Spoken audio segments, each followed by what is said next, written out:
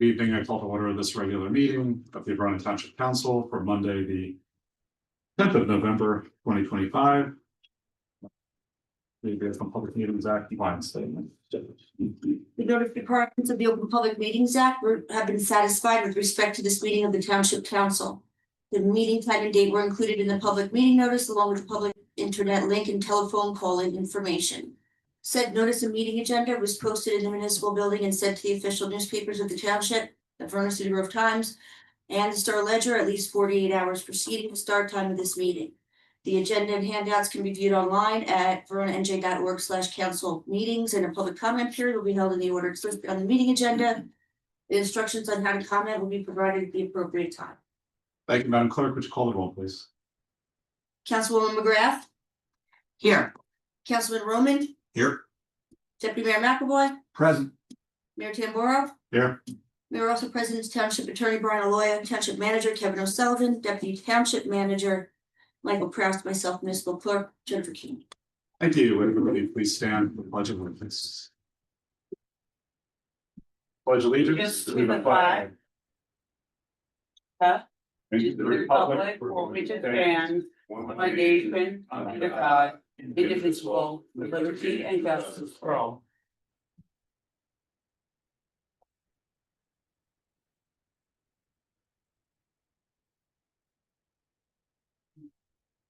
All right, on the mayor's report this evening, just a couple items. First, I'd like to congratulate Deputy Mayor McAvoy, Councilwoman Holland, being reelected to Township Council for another 4 years. Also like to thank the voters of Verona for their continued confidence in me and vision that we put forth for Verona. I look forward to continuing to work with all of the council members as we keep doing good things and keep the momentum going. There is a more detailed statement on my social media. Please feel free to take a look at that. I'd also like to congratulate Governor-elect Mikey Sherrill, as well as Assemblyman Al Barlas and Krista Phillips, all of whom have been friends to Verona over the years. And it's great to see them either moving up in office or continuing in office as well. During election season, we should always thank our township clerk, Ms. Kiernan, for helping to run the elections here on the local level and for helping to coordinate all of the logistics for the early voting center, which was a huge success in Verona. Thousands of residents used the early voting center. And more residents voted early or by mail than did in person on election day, which is very significant. So it's good to have all of those options for voting. I had a great time at the Halloween Festival. It was probably the best attended one that I've ever seen. And it is starting to rival other very popular events like Fair in the Square. So it's great. So thank you not only to our township administration, at least in Northrop, our public works, buildings and grounds, police department, our library, but also to all the community groups who came and sponsored tables and made the event all that much more fun for everybody, and to all of our businesses for hosting the Bloomfield Avenue trick-or-treating, which was a lot of fun. As I walked my dog home, I got some trick-or-treating, which was nice. So that was great. The planning board met last month and found the redevelopment plan for 383 Bloomfield Avenue not inconsistent with the master plan. And that is obviously on our agenda this evening. In addition, the planning board recommended the change in our zoning ordinance to deal with requirements related to what's now unacceptable use and allowing that to be extended or not. In this case, it would not be extended. So we'll talk about that more later. The fire department, rescue squad, and police department had several serious accident calls in the past weekend. So I want to thank them all for dealing with those very professionally, including a vehicle into a building, pedestrian struck on Bloomfield Avenue, and a vehicle that did not make it into the building, but hit the public works building of the county. And that's now the second time this year that building has been struck. So Jay, you put that building in the wrong place, apparently. Kidding, but that's so hopefully there wasn't too much damage to that building as well. Our Veterans Day ceremony is tomorrow at 11 o'clock. I hope everybody is able to join us there. And if the weather remains, if it starts to rain or something again, we'll be outside. So it's on, or inside will be on rain or shine. And the Environmental Commission will be meeting on Wednesday. So that ends my report. Mr. Coltrane, up to you.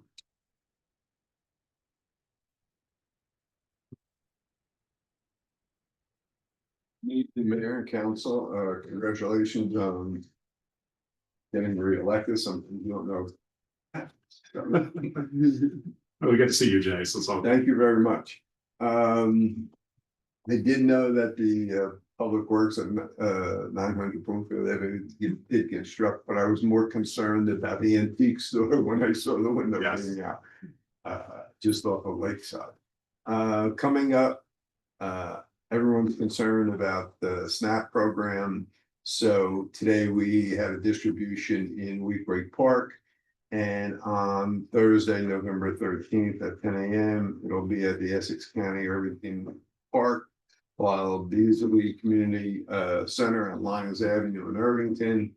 You need to bring your EBT card with you if you're a SNAP person, and we were there until the boxes run out. The next distribution will be on Monday, the 17th, at the Cherry Blossom Center in Branchford Park. And that's for anyone who needs food for that day. We usually give out about 1,000 boxes. And that usually starts at 9 a.m. I would say I've been to a lot of the distributions. Please get there early if you're looking for some assistance with food. It's very, very well attended. Other things coming up, moving into the holiday season. And I did give it this information to the clerk so she can post it on your site. Holiday lights start on November 21st and 23rd, and daily from November 28th to January 3rd will be closed December 24th, 25th, and January 1st. If you have the ability to bring a toy or a brand new coat or slightly used coat, we collect both of those and give them to the people who do need. The other thing is that we do have, this is new to me, new one on me, is Get Green. And it's at the Environmental Center through January 2026, Essex County Environmental Center, 621B Eagle Rock Avenue in Roseland. The phone number is 973-228-8776. And holiday pop-up shop open through January 26th. Open daily, November 15th, 2025, from 11 a.m. to 4 p.m. Shopping, self-guided children's craft, light refreshments, festive music, wreath making shop. I should attend that, so I'll learn how to make a wreath. And there are various other things going on there, and I think it's well attended. Like I said, I have given the information to the town clerk so she can post it on your website. I am in touch, quite often with the town manager here. We discussed a few issues, baseball fields, crossing. So, and I did discuss both those with the town engineer, and you can get the information off of my town manager that we discussed. Anything, other questions, comments? Questions for Jay? No, thank you as always. Thank you. Good to see you. This time, it's my pleasure to recognize our Verona Community Garden Committee for their work in providing fresh produce to the Hilba Terrace Senior Housing Complex. So I'd like to invite Carol Thomas and Barbara Misbrodino if you want to just give a brief background on the project up here, and then we have a certificate for you. Yeah, and congratulations, everybody. Tonight, we'd just like to take the opportunity to thank the mayor and council For this honor of the proclamation, the community garden was started about 5 years ago by a bunch of really dedicated Verona community residents. The garden would not be possible today without the assistance of the Department of Public Works, especially Mr. Molinaro, Mrs. Zanzer, and Raymond and Jake are a lot winds up on their backs, so we appreciate that. We all want to acknowledge the program coordinators at Hillwood Terrace, Delaney and Michelle. The seniors have definitely enjoyed our fresh produce deliveries, especially tomatoes, you know, good old Jersey tomatoes. In fact, they've requested more green beans for next year, so we'll be on top of that. The materials that we bring up to Hillwood are donated by the members in the garden, what they grow in their beds, and also by a few dedicated beds that the executive committee members tend to. This is Barbara Mizandrino, our donation coordinator, and she'd like to say a couple words. Welcome, Barbara. Thank you. Just want to thank you on behalf of the Verona Community Garden for the proclamation. We've had a lot of enthusiasm from our gardeners who participated in the program. They really enjoyed gathering, produce for the seniors and going up on a weekly basis and dropping them off and visiting with them. They've built a little bit of relationships with some of them there when they've dropped things off. And we're hoping to expand the program next year. We're going to be having a greenhouse at the garden next year. We're hoping to expand the produce that we're donating next year. But, just wanted to say thank you. Thank you. This is really exactly what our community should be doing to help one another, and it's such a shining example of that, especially in the time of food insecurity. We don't get a lot of fresh produce, right, to people, and this is a really great example of how that was one of the ideas of the scene. We want next year. We're hoping to add a fresh cooking class, like how to cook with some of this produce. So anyway, thank you. I think you'd have some takers. So let's read the proclamation. Whereas the Verona Community Garden Committee was established in the year 2019, and whereas the community garden's first season was in 2020, whereas garden beds are provided for a fee to participating Verona residents to cultivate plants, flowers, and produce, and whereas the garden is funded by grants, donations, and sponsors such as the Landsberger Foundation, Sustainable Jersey, the PSE&G Foundation, and the Partners for Health Foundation, whereas harvested produce donated from the garden growers are brought to the free farmers market at the Hillwood Terrace Senior Housing Complex. Whereas over the past 3 years, the Verona Community Garden has provided over 650 pounds of fresh produce to the Hillwood Farmers Market. Now therefore be it claimed that I, Dr. Christopher Tamboro, Mayor of the Township of Verona in the County of Essex, New Jersey, who represent the Verona Community Garden and Chairperson of the Garden, Carol Thomas, this certificate of recognition for the continuous support of the residents of Hillwood Senior Citizen Housing Complex. The generosity and kindness exemplify the inclusivity and mutual support of one another that is not just the foundation of humanity, but a core quality of our great township. When this whereof I hereunto set my hand and cause the great seal of the Township of Verona in the County of Essex, State of New Jersey, to be affixed on this 10th day of November in the year 2025. Want to go down and get a photograph?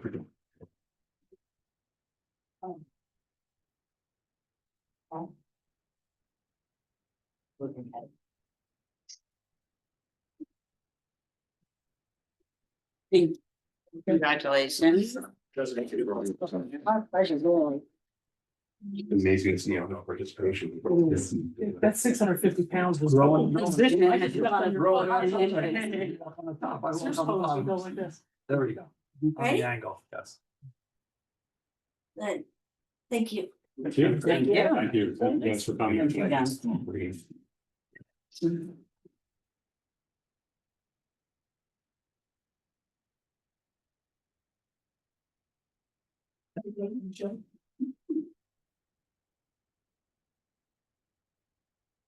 Do the other council members have any words for the garden committee? Welcome.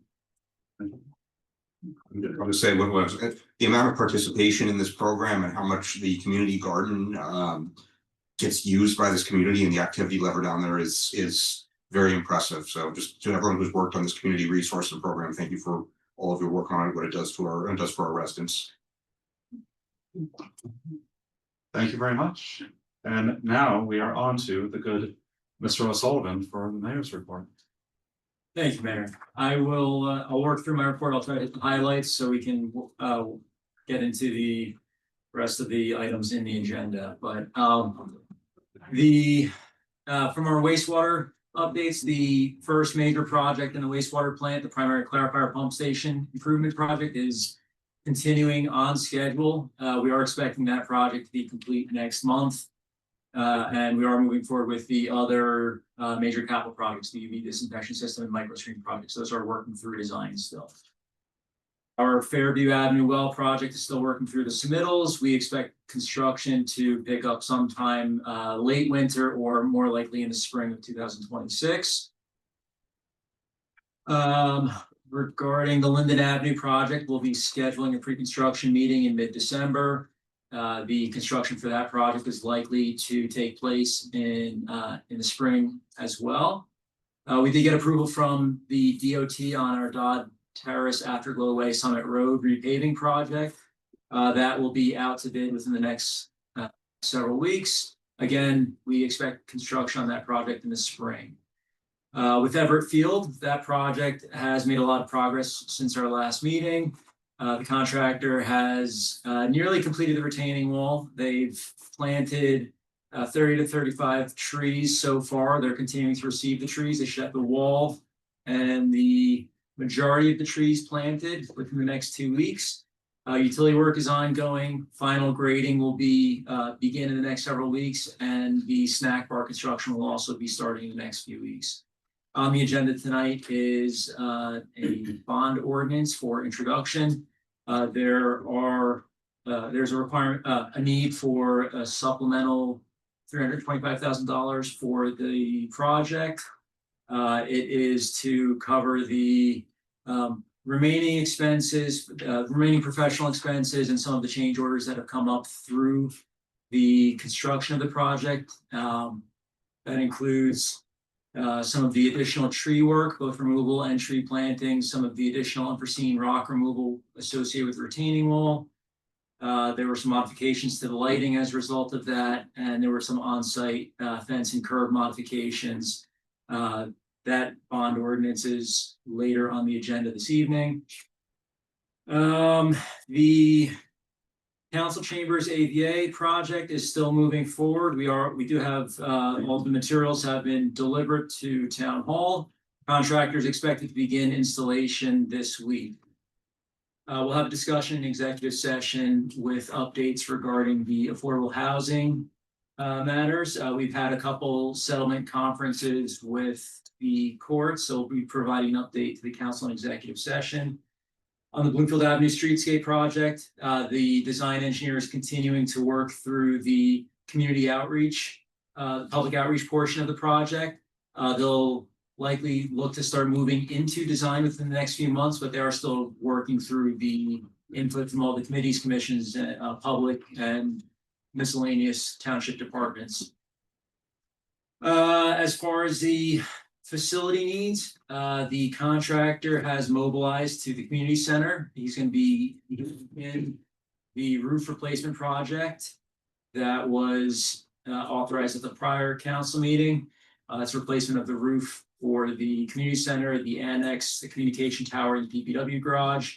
There is a resolution on the agenda for tonight to clarify a particular element on the cost of the project. That resolution is on the agenda, but the contractor has mobilized. They are anticipated to begin within the coming week. As far as the work on Town Hall, the windows and repointing is substantially complete. We are anticipating return from the police department within the next 1 to 2 weeks. There's just a final few cleanup items, just literally doing a deep clean on the police department and cleaning of the HVAC duct work within Town Hall. Otherwise, the police department is ready to return to Town Hall. And then the last element of the facility needs is our facilities audit. We are working with Solutions Architecture to do a full assessment of all the buildings. They will be scanning the community center annex as soon as the police department leaves that building. And then they'll be moving into wrapping up all their recommendations, their 5-year capital recommendations and maintenance recommendations in a report thereafter. I will conclude my report with that unless there's any specific questions from the council. No, thank you. Under my report, this evening is also the audit. We do have Mr. Dan here this evening. Evening, everybody. So just give you some highlights from the audit. First, I always like to, recognize the township employees. Very professional, very cooperative all throughout the audit process, and that's always very much appreciated. Our audit report, the financial statements are not in accordance with general accepted accounting principles.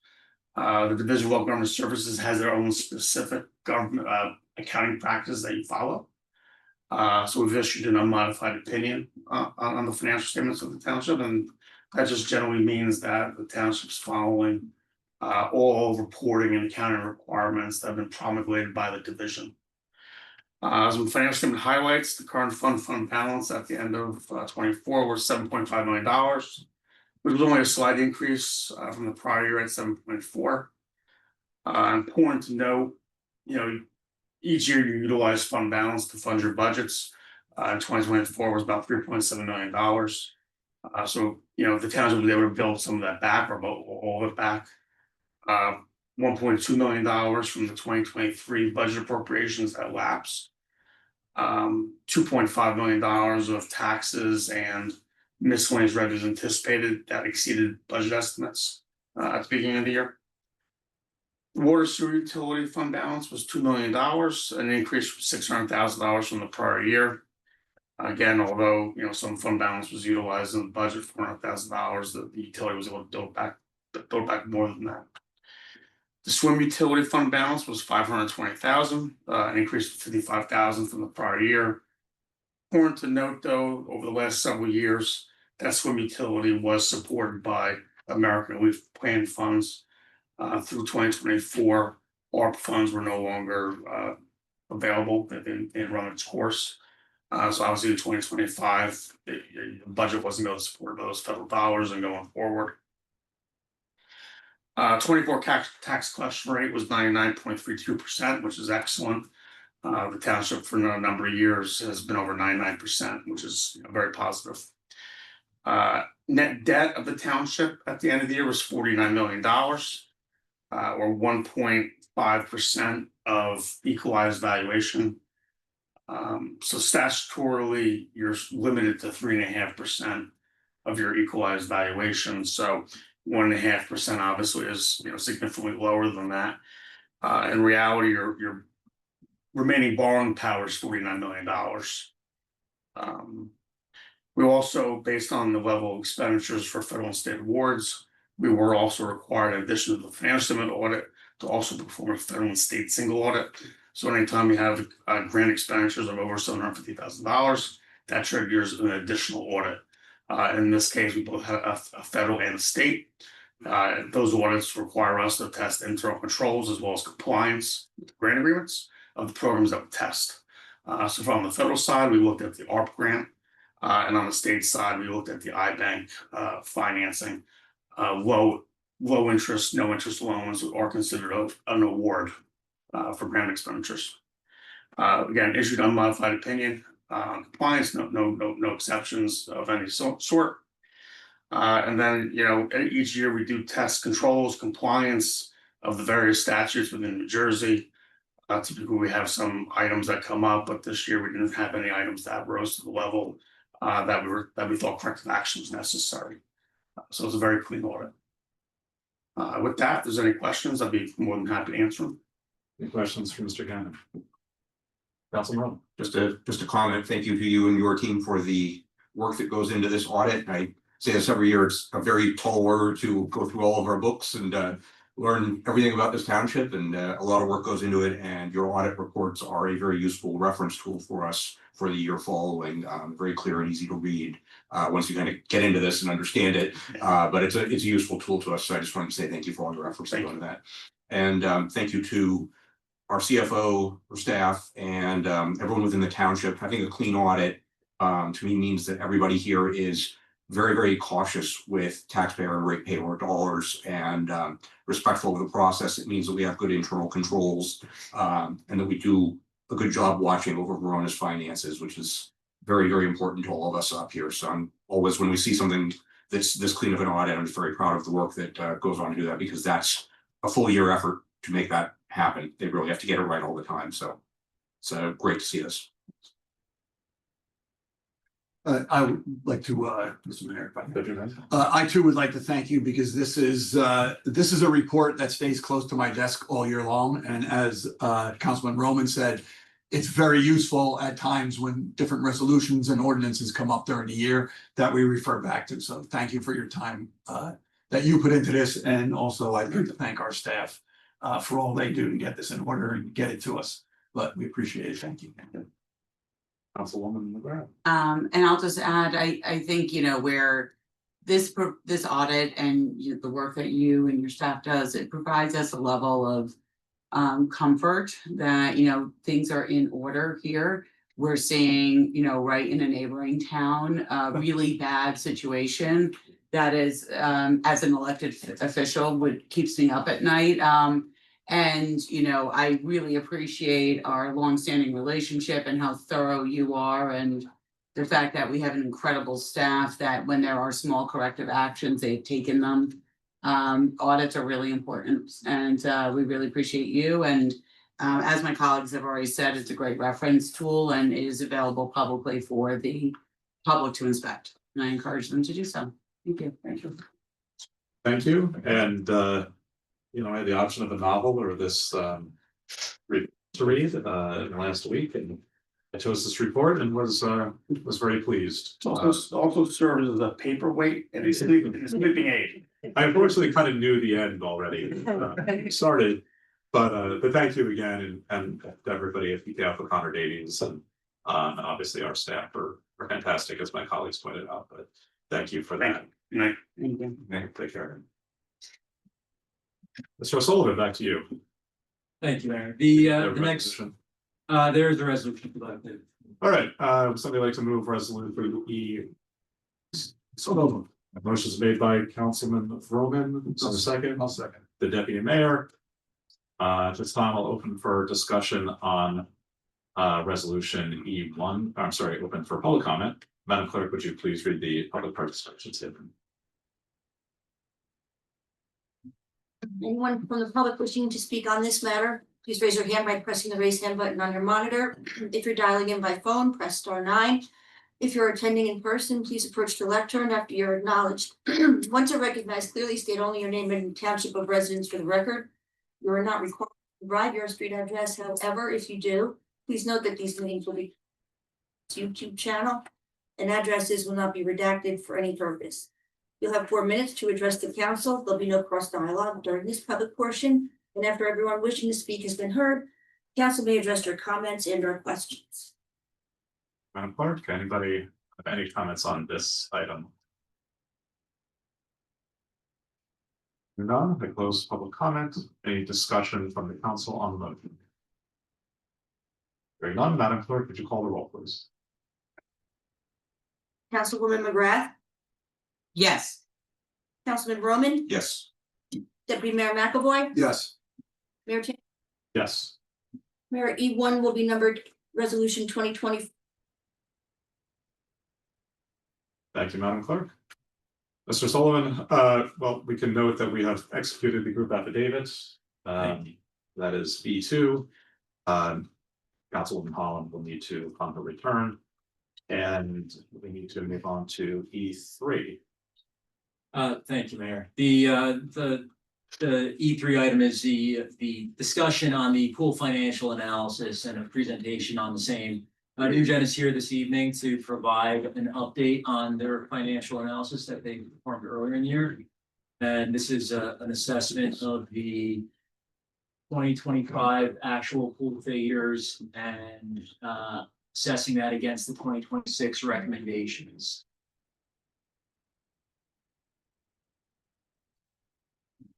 Hey, you gotta bear with me for a moment here. Let my presentation.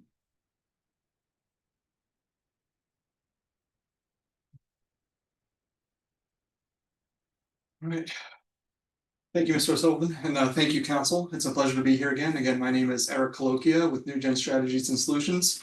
I'm here to give you an update on the pool utility that we conducted over the past several weeks. First, a very big thank you to your staff. The pool season doesn't seem like it just recently ended, and they gave us a lot of information in a very short amount of time to get this for you, much earlier than we were last year. It was only earlier this year we were talking about the pool. Tonight, I'm just going to give a very quick background on the scope of our work and what we looked at. An update on the 2025 utility results relative to cash flow, our recommended 26 through 28 fees given those results, and some changes in a couple policies, and then a fund balance forecast based on those recommendations. So just a very, very brief background. In 2024, it was the later part of the year and the beginning of 2025, we were tasked with developing some forecasts to bring the pool utility to be self-liquidating, fully supported by pool membership fees and other revenues. As mentioned during the audit presentation, the pool utility had been supported by ARPA funds, and that was no longer available in fiscal year 25. We evaluated a potential pilot program for out-of-town memberships, and including some costs that were traditionally not collected in the utility, including water purchases, buildings and ground and recreation department costs. Based on our recommendation, you did adopt a 15% increase in membership fees this year. That was the phase-in plan to use some of the utility's fund balance over a several year period to bring it to sustainable. That did not include any out-of-town memberships. And as a very brief reminder, this is what our forecasts look like earlier in this year.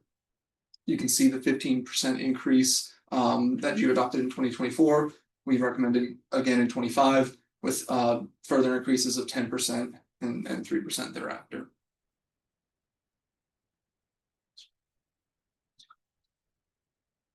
So, Sorry. no problem.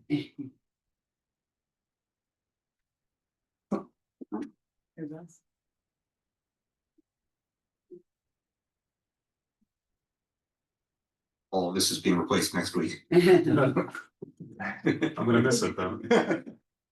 It's really, just one last time, it had to give us some grief. We'll just blame Eric for it. That's right. That one's on for Miss Thomas.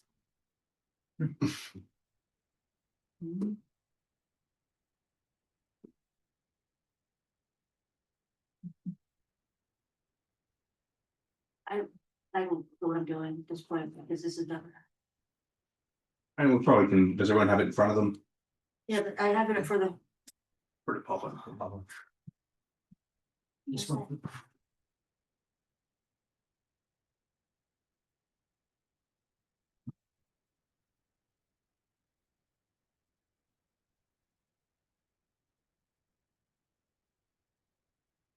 All right. There's print copies for Carol and Corey. They can see the Oh, they can see it. Part. Okay. There's no here that's seen This- No, it's on Zoom. It's on Zoom. It's on Zoom. I have it on Zoom. Okay. Okay, good. That's fine. That's Yeah, fine. you see it. You guys can see it okay? You're good? Okay. Now you can. Yes. Yeah. Gonna unsee it. Okay, all right, there we go. Okay. Sorry, So over the past several weeks, our scope of work was brief but very targeted. We looked at updating the financial model that we built with actual 2025 results, including operating costs and revenues, memberships and membership fees, and our estimated pool utility fund balance. You heard during the audit, you began the year at around the low 500s. Our estimated beginning fund balance for this next year is $400,000. And we're developing a new 3-year forecast. We were tasked to include consideration of out-of-town memberships, and we'll talk about what those costs and revenues look like in a moment here. So in 2025, we have our forecasted versus our actual results based on the information provided by staff. We forecasted costs of about a little over $1 million. The one thing I'll highlight is we did include buildings and grounds and recreation costs being supported by the pool utility in that forecast. You can see in the actual column, we have those as zeros. The utility was not able to support those given the actual results in revenue. The key factor we're looking at here, you can see membership fees were estimated at about $958,000, given the 15% increase and the information we had in 2024. The actual result was significantly less than that. It was about $774,000 in membership fees. There are a couple things I think you should keep in mind. We're talking about the time frame early this year from about February, March, April, in which you were selling membership fees. If you recall, the economy was a little bit rocky at that point. And in fact, the market dip sort of bottomed out in mid-April. So there was that in a factor. And also, if you recall, the weather, it was actually unseasonably cool throughout those months this beginning of the year. And again, the pool utility is one of those things that's very sensitive to those types of impacts.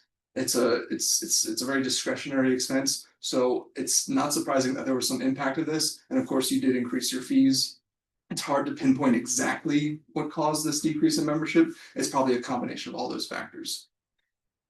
The good news is your other revenues, and these are revenues not associated with fees, is your concessions, your mini waves and pool rentals and things like that. Those revenues were up compared to our forecasts. In the end, the actual result of the utility was using about $114,000 of fund balance. If you recall, our forecast over the 3-year period of our recommendation was about $140,000. So we were significantly sort of ahead of drawing down on funds given the 2025 results. What that means for updated recommendations. Some key items as a reminder, you are paying off some debt in the next forecast in 2026, not this year, but in the next fiscal year to unlock some cash flow. You also are not having any emergency appropriations or authorizations beginning in 2026. We are still including increasing in debt related to the splash pad and the big pool replastering and the basketball court improvements. Some items that are now included in our forecast that we hadn't considered because they were sort of unknowns at the beginning of this year, looking at 2025. Again, we are now including 100 out-of-town family memberships in our revenue forecast at a cost of $1,000 per. So we are assuming you are going to sell the entire amount of those. That is a $100,000 increase in revenues for memberships in the forecast that we're going to see here in a moment. We are bond funding $50,000 for repairs of the main building. That was not included in our forecast. That was not considered in the budget this previous year. However, it is included now. We are also including a one-time increase in furniture replacement for the fund of about $45,000. So you can see there's some decrease in cash flow and increases in cash flow being forecasted here. Based on our updated forecast, as a reminder, we have the 2025 increase shown on this slide here. We are recommending a 2% increase in inside town fees across the board, including family memberships. That's about a $14 increase in those family memberships for each of those years. The key driver in revenues here is, of course, the addition of $1,000 per family for out-of-town memberships. We are increasing that by $100 per membership in each of the next 2 years, 27 and 28. So the key driver, again, of the additional revenues are that out-of-town family membership.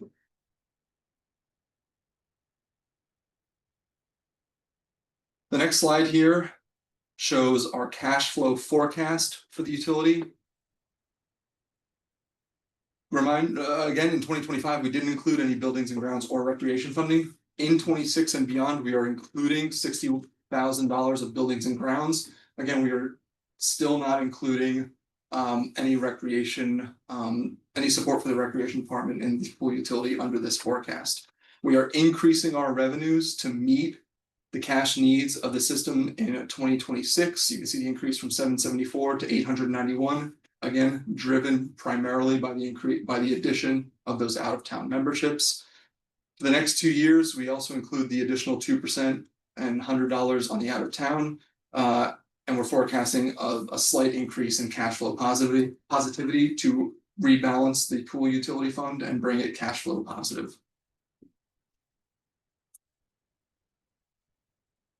The final slide I have here is the fund forecast. So there's a few things on this chart I'd like to mention.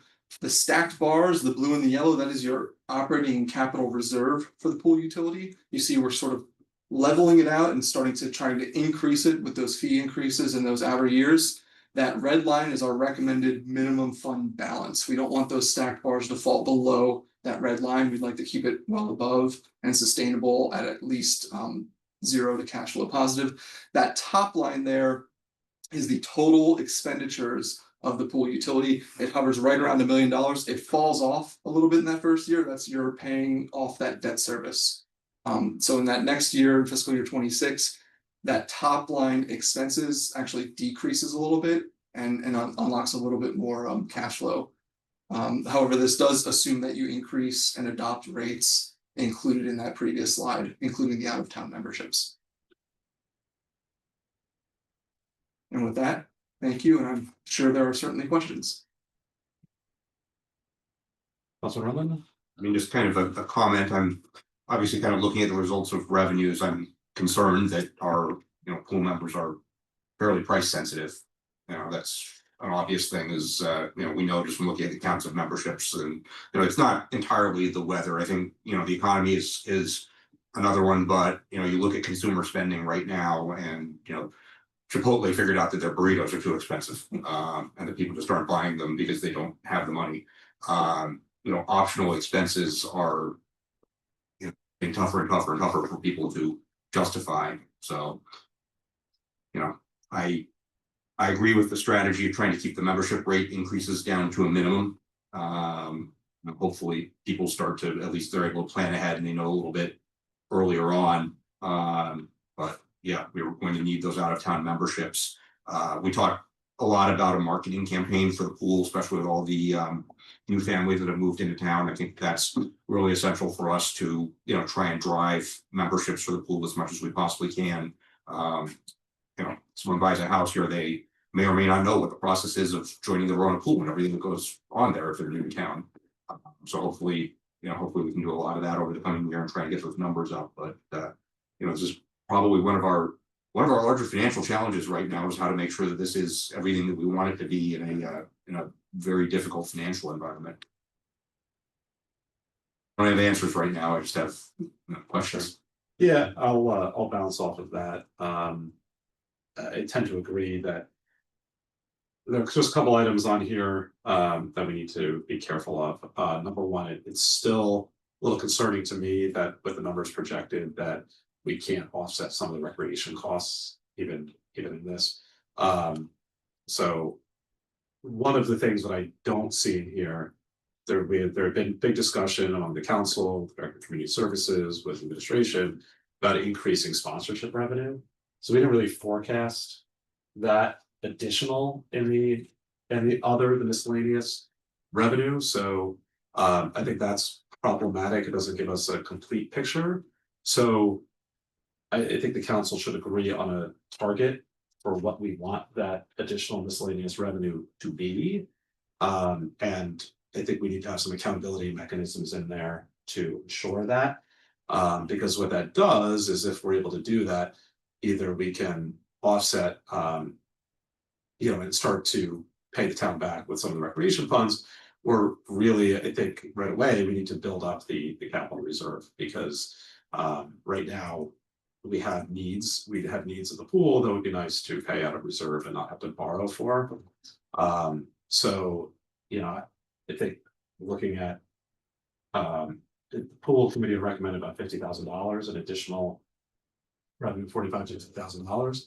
I think we should set a target, of $25,000 in sponsorship commitments and other revenue by, like March 1st, and then another 25 by the beginning of the summer, just to have that in there and to establish an expectation. So I think that's one piece of this as well. But we definitely need to build in at some point the adding more to the capital reserve. My other concern just looking at this is, we got into some trouble last year, and I brought this up based on the recommendations of Councilman Roman, that we were not as as hopeful in the revenue increase as, you know, with the pool fees is we blow up that we were concerned about price elasticity and so I'm approaching this out of town member thing with caution because I think we're just kind of assuming that we'll get 100 families, you know, to sign up.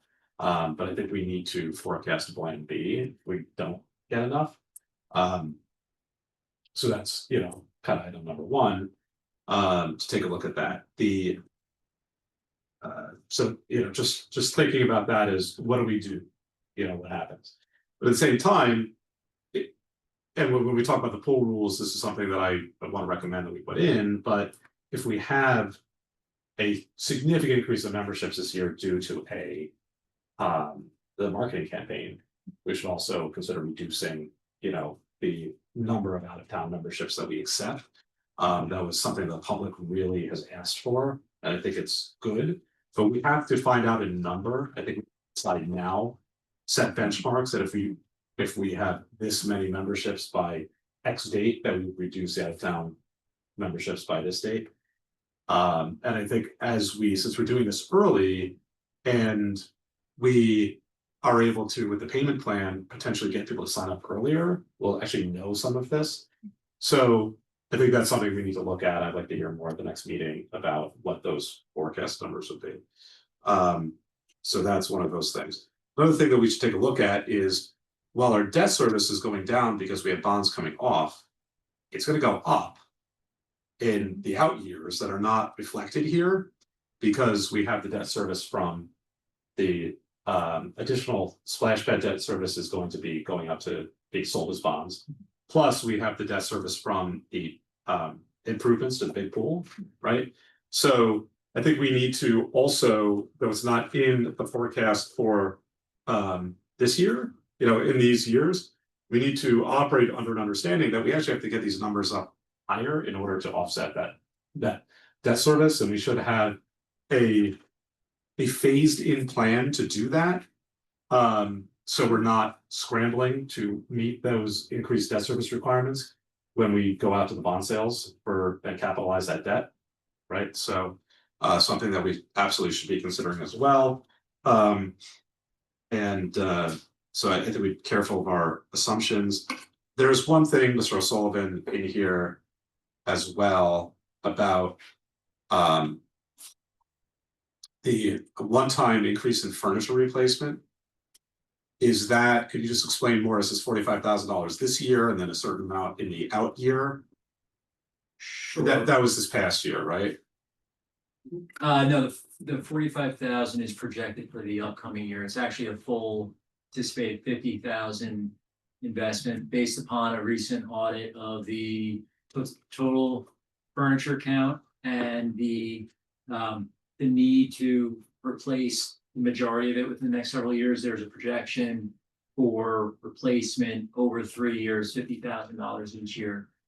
What isn't necessarily included in this presentation, but what was part of the consideration with New Gen was an assessment of actually the next 10 years of what the pool financials look like, and to try to model out that far is a little bit ambitious, but within the first 5 years, we were able to look at what the upcoming debt service would be with both the splash pad, the main pool being replastered, in addition to the forecasts that were presented. For the purposes of the presentation, 3 years of forecasting was shown, but we have looked at what that debt service is moving forward into the 5 and 10 year range. So we have looked at that. We can actually provide that to the council. How many tables are we talking about? It's 110. 110 Oh, tables. I mean, I'm sorry, I think I meant spreadsheets and tables. No. I mean actual. Pool tables, it's about 100. And they cost how much a piece? For approximately $1,200 to $1,400 per table. Okay.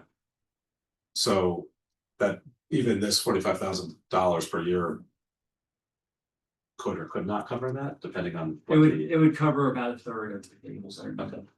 And so what is the plan for the out years then? The plan would be, and the plan that was projected in those financial models is an additional $50,000 each year for 3 full years. Let me make a brief. I think you mentioned about debt service, the page here says they did incorporate splash pad debt service and equal replastering debt service starting in 27. So is the $90,000 in emergency authorizations, does that show up as debt service? Is that what's falling off? Yeah, in our model, it's In your model, part of okay. the fixed debt service. Those are minimum payments on anticipation notes, and we capitalize the debt. But it says in 2027, is that the full, is that? So we've modeled the elimination of those interest payments on the notes and the capitalization of the splash pad to these estimated amounts in fiscal 27. So there's a bit of a delay there, but we have included it in the long-term forecast. Okay, so $200,000 increase in debt service is the bonded full payments of all of that. And forecasted right at this time. And it's just the fall off of the 2013 debt and the emergency that levels that out a little bit. Right. Council members have questions, Deputy Mayor? I had actually 2 questions written down here that you touched on, Mayor. And the one, I think the most important is the town memberships. We project 100, but we got a lot of pushback raising the family fee in Verona to $696. Are we gonna get 100 out of town people coming in at $1,000? So that's the big question. And my question was, what's our plan if that doesn't happen? We only get 50. And I know we've talked, I like the idea that if we don't need that, if we do happen to start getting members in Verona and getting the word out there and more people joining, maybe we can cut that to 50 members, which will, balance out and make people happy. My question is also, how are we getting the word out to all these other towns that we are open? Are we sending a letter to all these other towns and all the people in that's how are we going to advertise that to other towns to try to draw those people? So part of what was discussed in some of the prior meetings was also the effectuation of new salaries for pool staff. One of those salaries is establishing a main pool manager salary at a higher rate, with the expectation that that pool manager will be joining the pool staff earlier in the year to help effectuate a marketing campaign, to help try to promote and establish some sponsorships and to step into that sponsorship role as early in the year as we can actually bring somebody in. So we're the expectation is to go forward with both marketing on the ships and the sponsorships. Just to touch on the sponsorships briefly, the forecast, I believe it anticipates approximately, is it $10,000 worth of sponsorship revenue for the coming year, because that's actually what we received in sponsorships for the current pool season. So we can anticipate that for next year. The budget itself cannot rely on sponsorships of a dollar amount greater than what we received in the current year. That said, the target, establishing a target would certainly be something that we will be working on with both recreation staff and with the pool managers when we bring them in. The idea of trying to target a $50,000 target would think that would require a good deal of effort, but again, that would allow us to also be less reliant on the out-of-town memberships. But again, you're looking at a pool utility that is currently struggling, and the idea of trying to get the pool financials right and make it cash flow positive and regenerate reserve is priority number 1 at this point. That you touched on my second question, and it was sponsorships. And I know we just, changed over rec directors, so I think we're behind on getting going on that already. I think, November, December, people are looking at what they can do for next year as far as the business goes and allocating money towards what they want to do in the coming year. So I really think I don't know if we have time to wait for a pool manager to start that. I think it's something we should just put something together and get it out there now and how we're gonna advertise up there and try to get sponsorships. I think that could at least get us an idea, January, February, where we might stand on additional sponsorships going past that. So we have begun discussing both with administration and the recreation, the new community services director, the general framework of a sponsorship program. We can certainly implement that. One of the ordinances that's under new business tonight is the adoption of the upcoming pool season fees. In those fees includes different sponsorship levels so that we can with certainty go out and ships and define what those sponsorship packages are and what's received from the businesses. But we have begun working on that internally with the expectation that we will need to start the process before we realistically do have a pool manager started for the 2026 pool season. And lastly, since we were discussing furniture and tables, obviously, I think we've all walked through there, been there. Some of those tables are really the rust on some of them. I think that is, if we do like a pre-sale and walk people through, I think we should work on getting that furniture replaced as soon as we can, or before we start bringing people in there to see some of that furniture that's in there. Some of it is really bad. But replace it, or even just remove it for now, so they're not looking at that type, and we'll have it replaced before the pool. So, thank you. Okay, thank you, Eric. Thank you. We'll continue the discussion and we'll talk about the full rules and fees. Okay.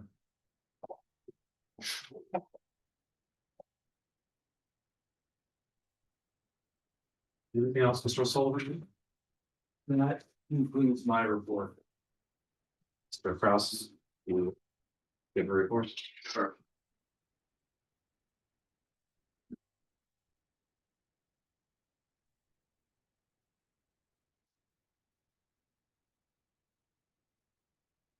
On town hall improvements, we're looking to bring the Verona Police Department back within the next 2 weeks.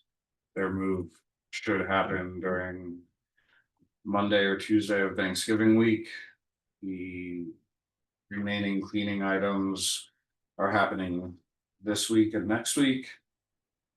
There was a bike lane striped at the Verona Community Center. The Neighborhood Traffic Safety Committee has said that there may be an error in the width or the symbol, which Boswell is examining.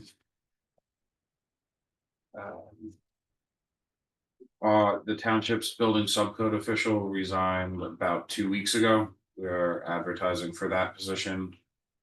Our first go round did not yield a successful candidate. On the insurance front, Friday was the close of open enrollment, and Fairview Insurance Agency had a representative here to meet with employees about their options. The BMed has finalized the 2026 rate increases. Our rate increases are substantially less than what the state health benefits plan is seeing, which is a good thing. And for retro payments, the OPEIU contract has been implemented. And department heads will receive their retro payments this Friday, I believe. It's the 14th. Ski trip, the registration was opening either today or tomorrow. We have increased the registration fee to $135. For anyone interested in volunteering with recreation, the Director of Community Services has arranged to have the Rutgers Safety Course hosted in Verona. It will be on November 24th from 6:30 to 9:30 p.m. The cost is $40 per person. It is required to volunteer. For the New Jersey lead law, 283 properties still have not been inspected by Lou or provided inspection documents or provided documentation that they are exempt from it. There will be one more mailing with a deadline of December 31st.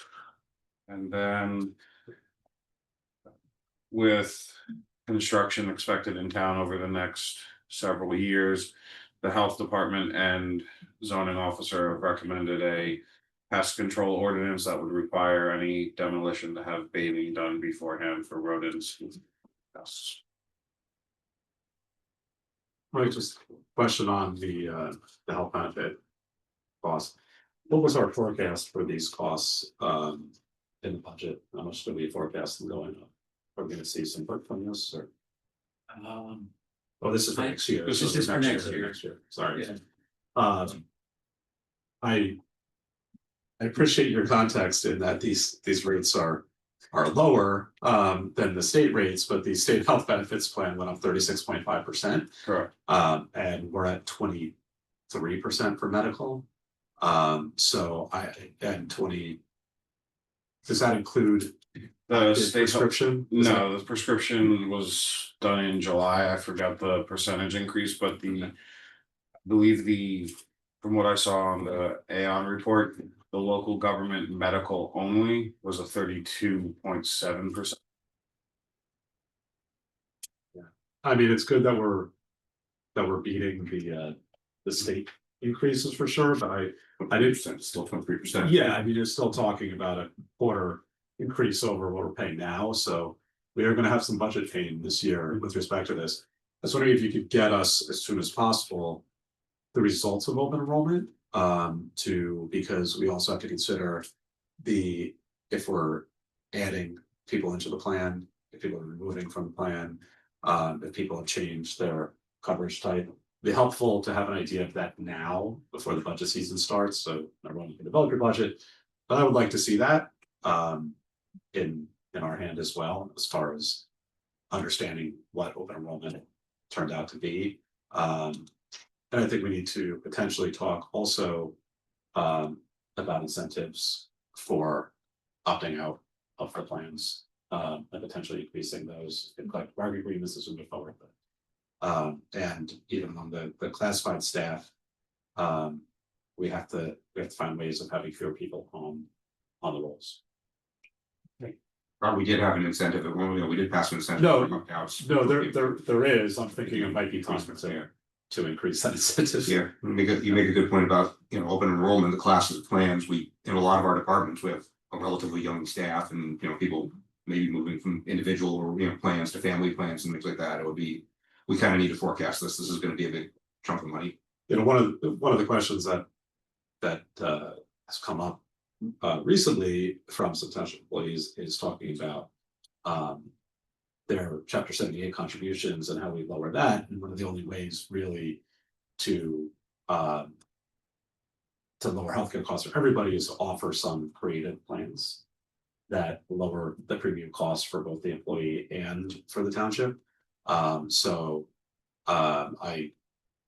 Kevin, I'll schedule a meeting with you and Mike to talk about the plan options and costs and because we may have to go to BMed and take a leadership role in providing some non-traditional plans that can save us money and also save the employees money because, even a 23% increase in 33% on chapter 78, you're talking these increases are going to cost the employees $2,500 a year if they have family, and they're at our highest levels. So we have to think of our employees as well in this process and see if we can offer and advertise some alternatives. But these are concerning numbers. They're better than the state plan. I'm glad that we're in BMed. It's treated us well over the years. But I think it's time to start getting creative on this well before the budget season. So I will be happy to talk to you about that. And I've had some success in some public sectors doing this, so hopefully we can take some of those lessons learned to go forward. Any other questions for Mike? Thank you, Mr. Kraus. Thank you.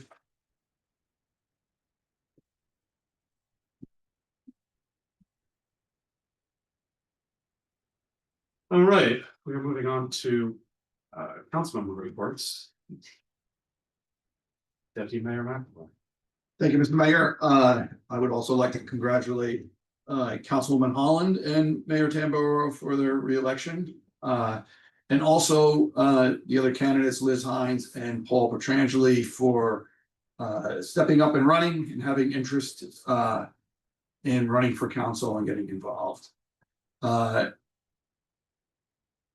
The Halloween was very impressive this year and had a lot of good feedback from people walking around, talking with them.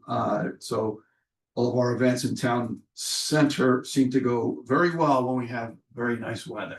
It was very, very nice to see.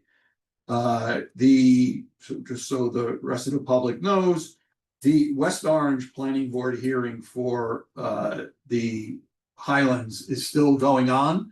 They actually had a meeting tonight, and they will have another public meeting where people can get up and voice their opinion on it. This project greatly affects Verona as far as stormwater runoff, and could affect Verona in the future as far as traffic goes. So I urge residents in Verona to look out for the next meeting. It's not set yet, but it will be the final meeting when anybody from the public can get up and speak their mind. They'll have 3 minutes to say whatever they want about the project. And that is all I have for this evening, Mr. Mayor. Thank you, Councilman Roman. Thank you. Just a similar set of congratulations, except I can mention all three of my fellow council members, Mayor Tamburro, Deputy Mayor McAvoy, Councilwoman Holland. Congratulations all on your reelection. It's a pleasure to continue to work with you and very much appreciate your dedication to service for the community. Also, congratulations to our other candidates, and thank you to them for participating in the election and participating in township governance. It's a big commitment to run for office and going to put yourself forward for it. And I hope that they continue to participate. Also, congratulations to our Assemblyman Al Barlas and Krista Phillips, as well as Governor-elect Cheryl. All three of them have been active participants in the Verona community and have been here when we've needed them. Our two assembly members for all the time I've lived in Verona. Until we got this group in, I've never seen our state legislative representatives in towns have this, to anything like the extent that they do it. And it's just wonderful. They really do listen, and anything that's going on in town, they make sure somebody is here. So having that active level of representation is really appreciated. And Mrs. Kiernan, thank you. This was a very high turnout election that stretched over a very long time period. So congratulations as always for making it go smoothly, and thank you for all of your efforts, as well as all of our poll workers.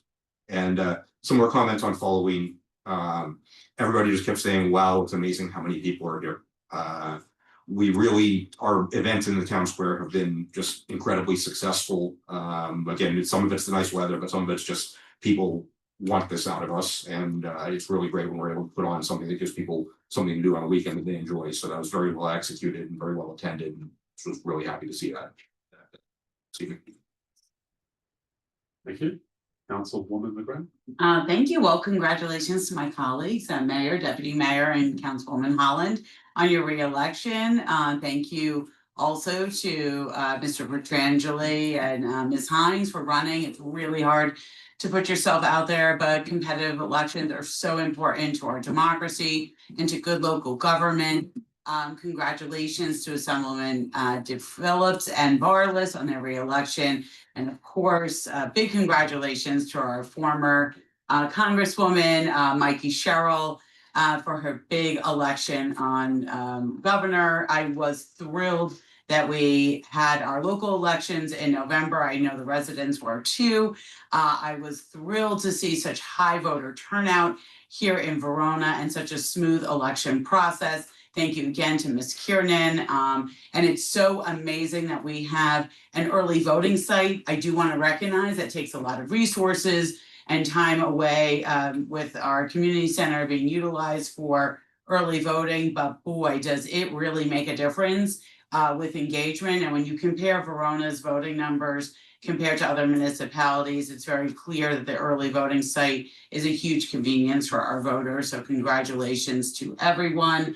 I was able to attend the county's Veterans Day event on Friday. I was proud to represent Verona there. It's really a wonderful event that the county executive puts on every year in Veterans Park. If you ever are doing jury duty or going to see the county clerk, who also won his re-election, we didn't thank or congratulate Chris Durkin on his re-election. He's probably the best county clerk in the state. But if you're ever at the county complex in Newark, you should take a walk over to the Veterans Park. It's really beautiful and very poignant. And the county does a great Veterans Day ceremony where they honor employees who are veterans, and we heard all of their stories. And then they play a mix of all of the songs for the armed forces on the bagpipes. It's really wonderful. I had two committee meetings since our last meeting. The Multicultural Inclusion and Accessibility Advisory Committee met, and they talked about event planning through early 2026. Just as a reminder, when we do have our Hanukkah celebration, it will be in a new location by the community center, not in front of town hall. And they are working on planning that. And they're also participating in several cross-functional grant projects that Mr. O'Sullivan's team is organizing. And today, the Shade Tree Committee met before this meeting, and Mr. O'Sullivan was in attendance. And the Shade Tree Commission is doing tremendous work and a lot of projects, including advising on Everett Field, on the Linden Avenue street, and advising on several other projects, including the streetscape. And that's my report. Thank you. Thank you. At this time, we'll look for public comment on any item that any member of the public wishes to bring before the council. Say public comment. Rules apply. Mr. Shore.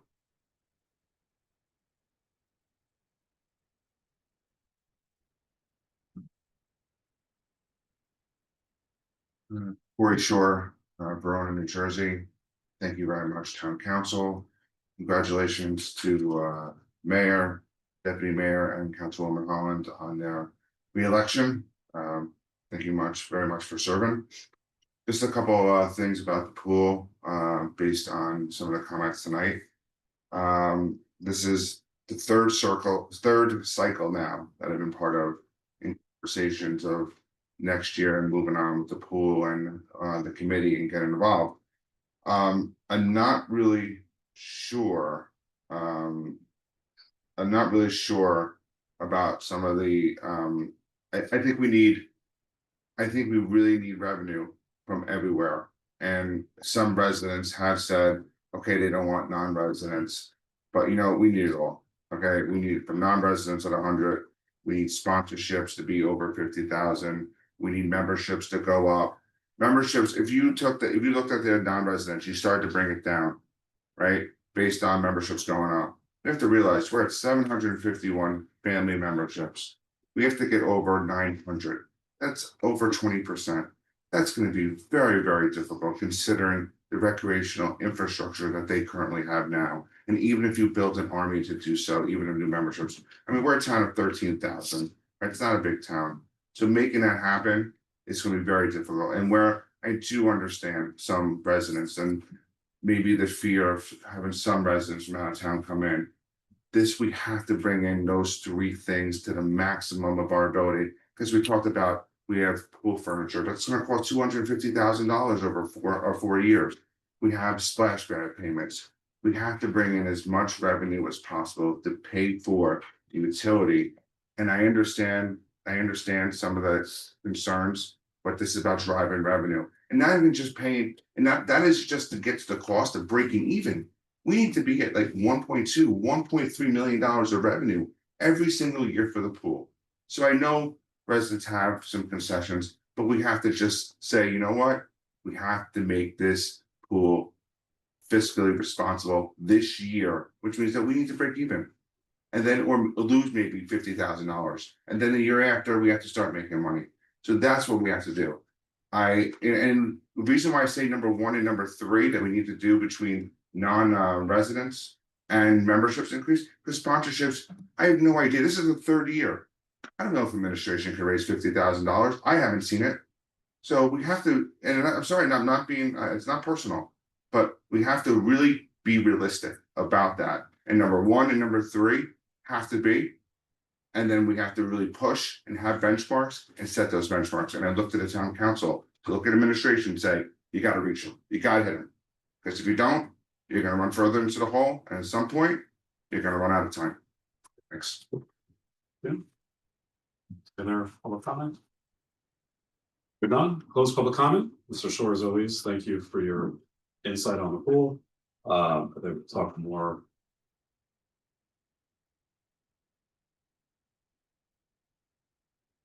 Moving on to ordinances for adoption. The first item on that part is ordinance number 2025-17 on second reading. Madam Clerk, please read the title of this ordinance into the record. An ordinance adopting the redevelopment plan for 383 Bloomfield Avenue redevelopment area. Will somebody move the ordinance, please? So moved. Motion is made by Councilman Roman. Is there a second? I'll second it. Second made by Deputy Mayor McAvoy. Now it's time for public hearing on ordinance 2025-17, same public comment. Rules apply, however, comment is limited to this ordinance.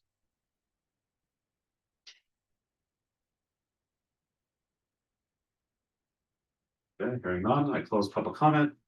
I'll just note that as I said, mayor's report, the planning board did review the redevelopment plan and found it to be not inconsistent with the master plan, which is one of these funny little legal things.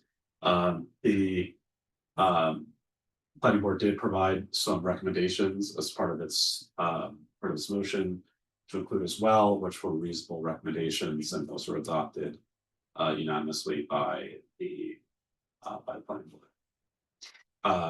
So to put out there, as I've said before, I think this redevelopment plan is well done. I thank our planner, San Shavam, for her work on that.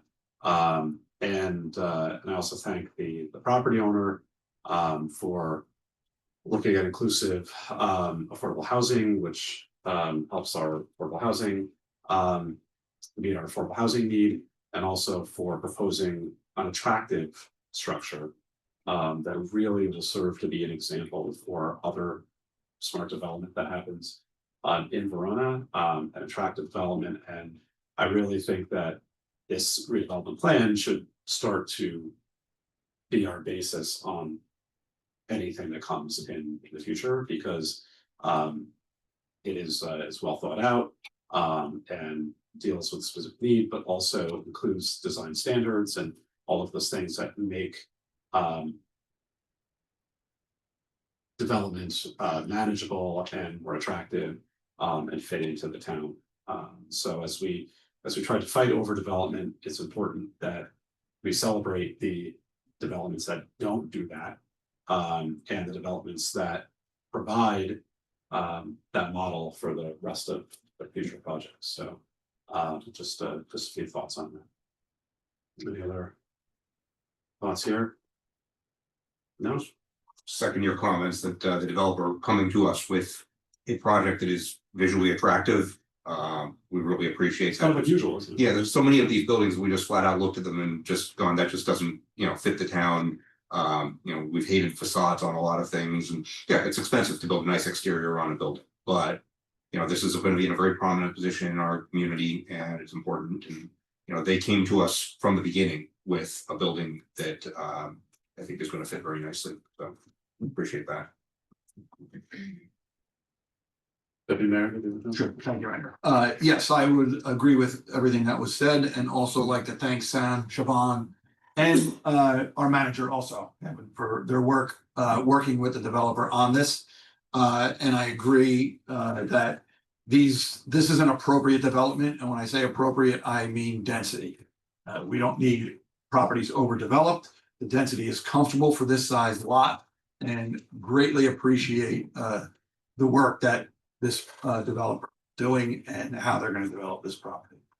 That's all. Thank you. Thank you. Agreed on that. Madam Clerk, would you call the roll, please? Councilwoman Holland, I'm sorry, Councilwoman McGrath, Yes. sorry, Yes. Deputy Mayor, Yes. Mayor Tamboro, Yes.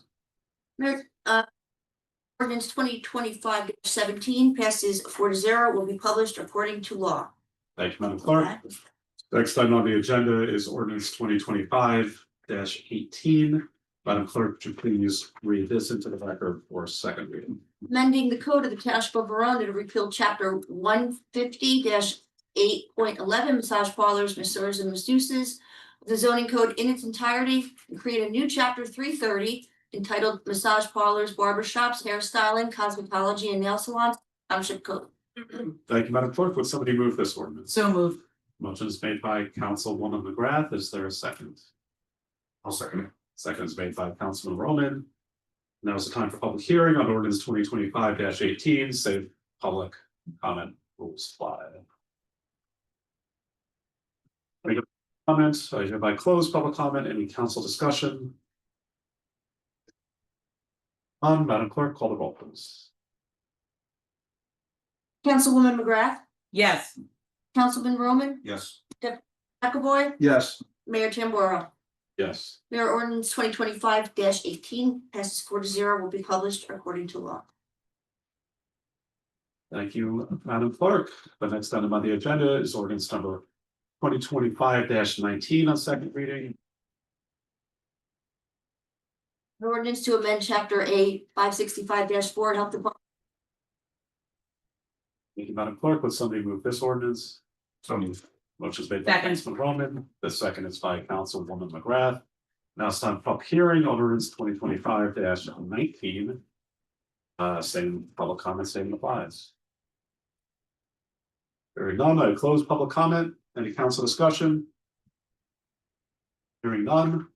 I just want to point out that we did reduce that fee for the massage facilities, and I just want to thank the members of the public for providing the feedback on that. It does matter, and it's something I think that we all saw, but it was good that that was validated by the public. Madam Clerk, call the roll, please. Councilwoman McGrath, Yes. Councilman Roman, Yes. Deputy Mayor McAvoy, Yes. Mayor Tamboro. Yes, Mayor 2025-19 passes 4-0 and will be published according to law. thank you. Next item on the agenda is labeled as ordinance I-1 on introduction. Madam Clerk, please read the title of this ordinance into the record. A bond ordinance providing a supplemental appropriation of $325,000 for preliminary planning expenses and improvements at Everett Field in and by the Township of Verona in the County of Essex, New Jersey, and authorizing the issuance of $325,000 bonds or notes of the township to finance part of the cost thereof. Thank you. Before we take any action on this, Mr. O'Sullivan, would you care to go through the additional appropriation? Sure. The previous authorizations for this project totaled $4,273,000. That it has the expenses to date include the construction contract, which was $3,874,005.50. There were varying engineering contracts for concept drawings, environmental assessment during the Green Acres grant application, design costs, and then the anticipated construction administration costs, which are not fully expended at this point yet, but those total costs are $496,900. There have been a series of change orders for this contract. There were additional tree removals and additional tree plantings. There were unforeseen rock removal that was encountered during the construction of the retaining wall. There were some modifications to the retaining wall and one of the adjacent light pole structures. And then there were some modifications to on-site fencing and curb modifications. That subtotal was an additional $101,541. As we are ongoing with construction, we do anticipate that there will probably be some other unforeseen or contingency type related elements. So we are estimating approximately $100,000 in remaining contingencies for the balance of the project. That is a total current funding deficit on the project of approximately $300,000. With the supplemental bond, there will be some financing costs associated with that. So that brings us to the proposed bond ordinance of $325,000. And there was a contingency built into the project originally. There was there was some anticipated contingency. The anticipated contingency, while it was, some of that was utilized as we worked through the final design elements. And some of that was just based upon the final bid costs when we did receive the actual proposals from the contractors. I will say that we did have a very competitive bid process. I know that the prices were very reflective of a competitive bid market. But the actual costs were reflective of when we did receive and open those. So a lot of that contingency was used up with the actual bid numbers rather than the estimated costs initially. And thank you. Will somebody move the ordinance? So moved. Motion is made by Councilman Roman. Is there a second?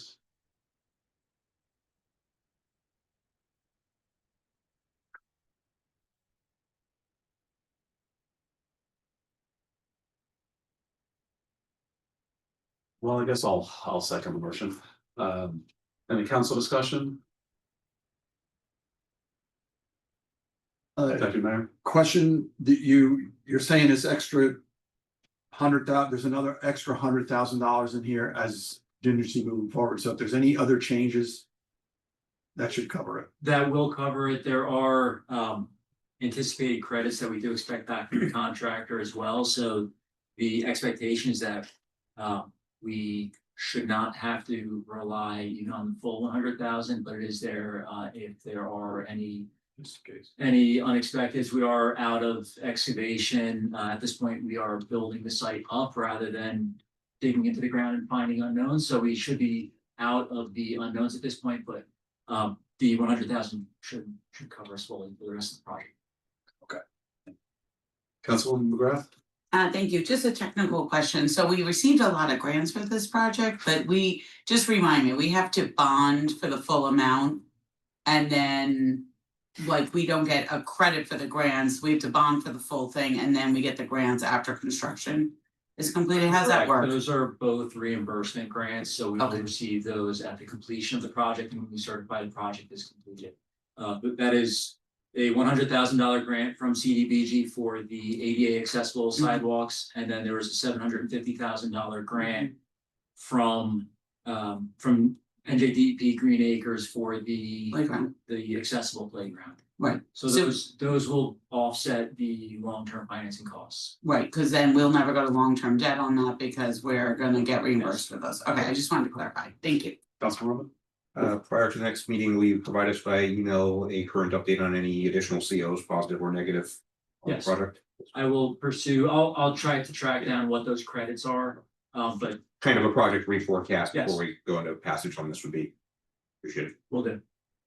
I think just as a piece moving forward, I think we need to increase our contingency estimates on projects. We've been coming back for a lot of additional expenditure. And I think we need to take that into consideration in the original part of this. And because once again, if we're just selling anticipation notes for this, it's a little different. It's not as costly as capitalizing debt on some of these items, but if we don't need it, I would rather be more transparent with the public at the beginning of the project by saying this is what it could be, right? But then we believe we'll spend less.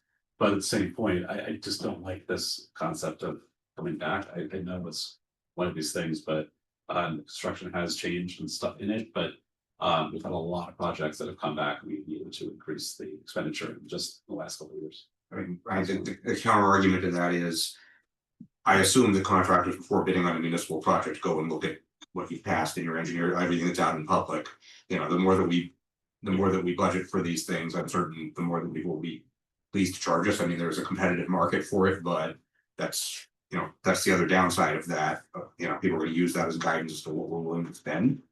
We've been fortunate in pursuing negative change orders. That's the one, yes, we have positive change orders. We also do try and, get actual quantities down.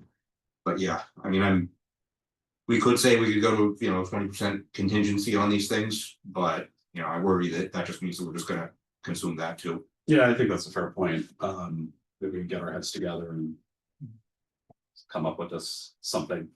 I Talk will. about as well and see if they have any construction management advice that might. I will agree that you try to forecast as closely as you can without overestimating, but you certainly don't want to underestimate. It's Yes. not, it's easier said than done to hit that sweet spot on hitting nail on the head, but what I do anticipate doing for the end of the year is just putting together an end of year project summary of the major capital projects that have been undertaken, what the initial, what that issuance has been, and what the change order increases and decreases have been across all of our capital projects we've undertaken. Because there have been a lot. There have been some that have come in better than anticipated, but there have been some that have required increases. So I do understand what you're saying. A nice year-end report. Look forward to that. All right, Madam Clerk, would you call the roll, please? Councilwoman McGrath, Yes. Councilman Roman, Yes. Deputy Mayor McAvoy, Yes. Mayor Tamboro. Yes. Mayor Ordinance I-1 will be numbered 2025-20, will be published according to law. Public hearing will be held on December 1st. Thank you, Madam Clerk. The next ordinance for introduction is I-2. Please read the title of this ordinance and so first. Chapter 140 of the Township Code entitled Vehicles and Traffic, to create a new article titled Traffic Control Center Lots, including parking lots of Liberty and Freedom Field parking lots. Thank you. Will somebody move this ordinance, please? So moved. Motion made by the deputy mayor. Is there a second? Second. Second made by the councilman. Any council discussion on this? Councilwoman McGrath? Thank you. Mr. O'Sullivan, so the bike lane, does that need to be mentioned in this ordinance? Is it mentioned in this ordinance, the bike lane? It's not mentioned in the ordinance. I don't believe the ordinance needs to be, I don't think it needs to name it specifically. It doesn't mean that. I think as we get the recommendation back from Boswell, we can review with Mr. Lawyer and see if when we make corrections to the bike lane, if it needs to be codified through the ordinance, and we can do so at a future meeting if it does need it. It is our first.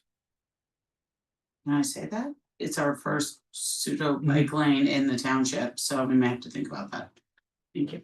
I may have follow up on this one. I guess the question is there a general prohibition on driving and parking in bike lanes across the township, even if none exist?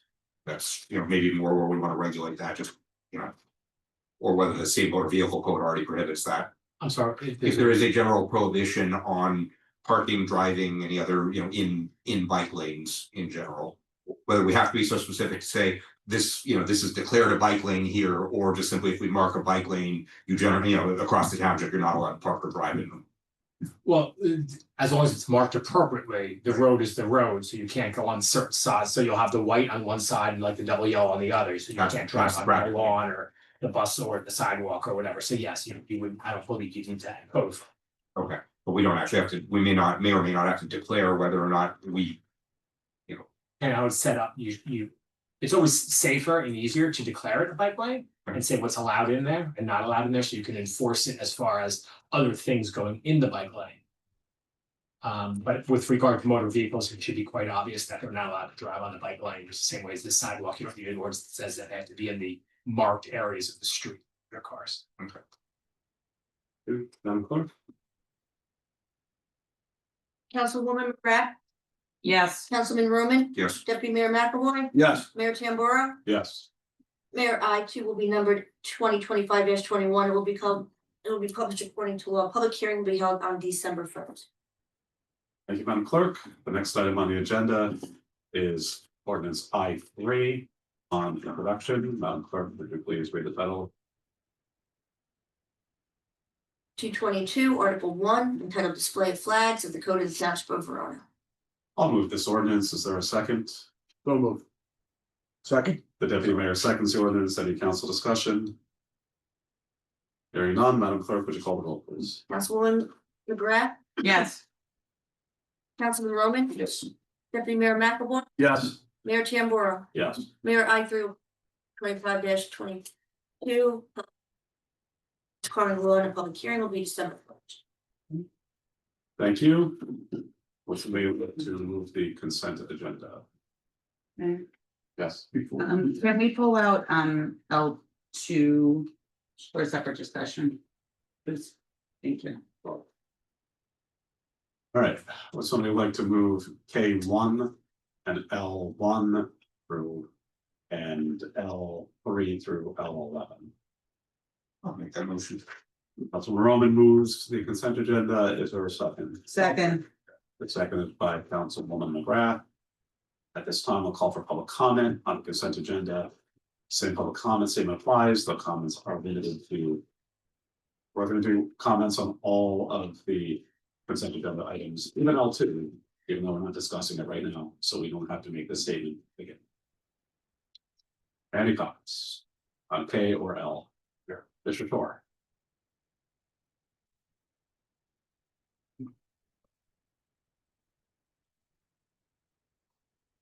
Thank you, council.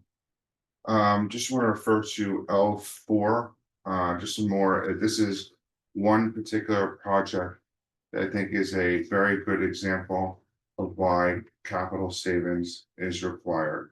And there are other things down the line in the next couple of years: bathrooms, pool furniture, basketball courts, the main building, splash pad maybe needs fixing at some point to do some savings on cost. These are just 5 projects that I can think of off the top of my head.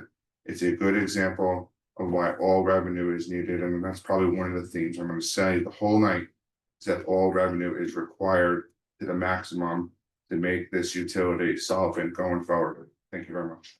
Thank you, Mr. Trump. Any other comments? Close public comment, council discussion. Hearing none, Madam Clerk, would you call the roll, please? Councilwoman Holland, Yes. Councilman Roman, Yes. Deputy Mayor Mac, Yes. Mayor Tambor, Yes. Mayor. Resolutions L3. 246. Thank you. Would somebody like to move ordinance L2? Yes, so moved. Okay, We'll discuss that. Councilman Roman moved it. Would you like to second? Second. All right, the deputy mayor has seconded. We've had our public comment on this. Council discussion. We discussed this. I'm sorry. Deputy mayor. Right, we discussed this before the meeting. In here, it says the first whereas it calls this development Willows at Verona. And I don't think anybody in Verona refers to it as that, so I think it shouldn't change. It's not. Yes. It's Verona Flats. I agree. My worry is obviously if a police officer hears a call from Willows at Verona and they don't go there on time, or rescue squad or fire department. Let's. So my recommendation that the council, with that comment, approve the resolution, and it will be amended with the name that the owner provides us. As you can see, there's an attachment to the resolution from the current owner, and they refer to the property as the Willows with a lot and lot. Unsure why they did that. That is why the resolution also refers to the Willows, because both the resolution and the name being utilized by the owner, whether that's a mistake, they had Willows on their mind, and because I haven't heard the name Willows either. When Conifer took it over, they might have started calling it something else, whereas when the previous developer called it Verona Flats. But my own thing. Could we just put both in the ordinance? Just put Verona, you know, the Willows at Verona, also known as Verona Flats, so just cover it all. We can certainly do that, but I would actually recommend that you pass the ordinance subject to the appropriate name. That's an administrative thing. It doesn't have to go back to you. Then we'll certainly provide you with that, and the public know what the name is. We can talk about that next council meeting or whatever. But it's more of an administrative thing. What do they stop themselves? And if it is the Willows, we'll make sure that the police department knows from now on it's the Willows, and their signs will be changed and whatnot. I mean, the block and lot number are correct, yes. Okay, so your recommendation is that we at the next meeting, we introduce after we find out what the, I'm sorry, we're introducing now. No, we're not. Introducing the resolution. Sorry. Resolution. I went too many cough drops here. And so it's just a resolution, but I don't know, I just think the resolution put everything, and then, There's nothing urgent about this, you can certainly put it off when we do the same thing. yeah, that's fine. Councilman McGrath? Yeah, I mean, I just wanna say, like, it's called Verona Flats. All of our affordable housing stuff says that, our website. I mean, if they wanna, I don't understand where this is coming from at all, so I think we should go back to them and say, what are you talking about? What was that Verona? Everything is in, it's, if they're changing the name of the building, they really have to let us know, like, we have it referenced 6 million places. So. So shall we table this? Okay. We'll get clarification, we'll have them correct the letter if It's necessary. if necessary, and then we'll bring it to the next meeting. It was somebody, Just a question. yeah, Doesn't Title 39 apply to all developments? no, Doesn't automatically? Yeah. They have to not request private it. property. They have to grant you Title 39 authority and then you have to accept it, basically. Just, I seem to think, remember, and Sam just actually walked out. In fact, under the statute, which is in the resolution, they can withdraw it at a later date if they wanted to. Okay. So I thought it was discussed in the planning board, but I guess I'm. So I will move to table this resolution then. Is there a second on the motion? Second. All those in favor? Aye. Aye. Anybody opposed? Motion carries. All right. We do not have an addendum this evening. We have several items on discussion. I would like to skip A and just do all the pool ones at the start, just because we have the chair of the rec committee here and would also be, might want to leave at some point. You're of course welcome to stay, Chloe, but. All right, so we're looking at I'll be numbered, yeah, so we're looking at O1B through G.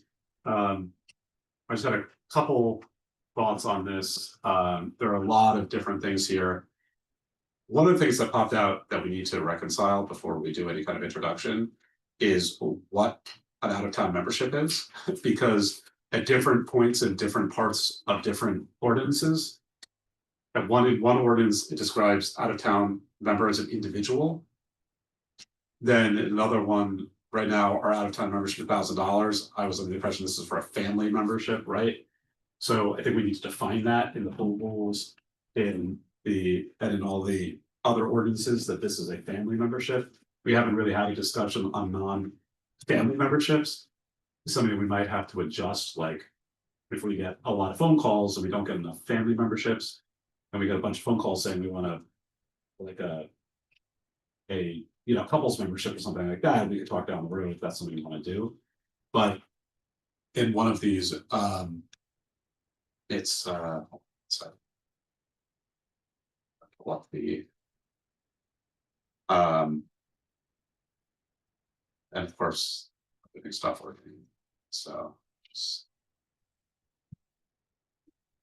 all right.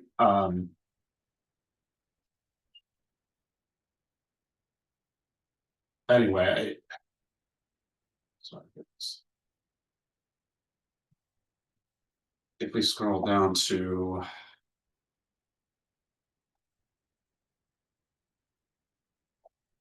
one.